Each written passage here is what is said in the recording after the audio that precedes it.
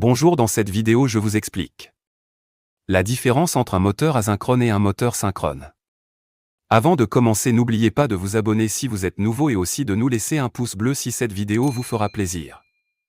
Les moteurs synchrones et asynchrones sont tous les deux utilisés dans le secteur industriel. Quelles sont les différences entre ces deux moteurs électriques? Voici quelques éléments de réponse. Les deux moteurs se composent d'un stator, partie fixe, et d'un rotor, partie mobile.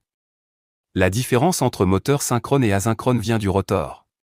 Tout d'abord, voyons donc le fonctionnement et sa conception d'ingénierie séparément pour chaque type de moteur. Les trois petites flèches représentent les trois flux générés par les enroulements, une paire de pôles dans cet exemple, du stator.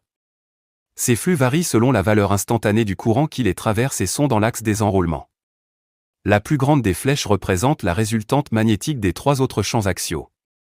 Cette résultante tourne au cours du temps. Elle est appelée champ tournant. Dans un moteur à une paire de pôles, elle fait un tour en une période, soit 20 ms à 50 Hz, ce qui donne une vitesse maximale des moteurs triphasés de 3000 tours par minute. Sur le graphique des U égale F, T, les tensions en fonction du temps, dans ce cas c'est une graduation de L', en radians, le trait vertical indique l'instant précis de cette vidéo. Le rotor des moteurs synchrones se compose d'un aimant ou électroaimant alors que celui des moteurs asynchrones est constitué d'anneaux, qui forment ce que l'on appelle la cage à écureuil. Dans le cas d'un moteur synchrone, le moteur tourne à la même vitesse que le champ magnétique, le rotor tourne à la vitesse de synchronisme. Dans le cas d'un moteur asynchrone, il y a un décalage entre la vitesse de rotation de l'arbre et le champ magnétique, le rotor tourne moins vite et n'atteint jamais la vitesse de synchronisme. Maintenant, quels sont les avantages et les inconvénients de ces deux types de moteurs? Voici donc une liste non exhaustive des avantages et inconvénients de ces deux moteurs. Sur les moteurs asynchrones, le fait que le rotor ne tourne pas à la même vitesse que le champ magnétique provoque ce qu'on appelle des glissements, ce qui entraîne une perte de la vitesse de rotation.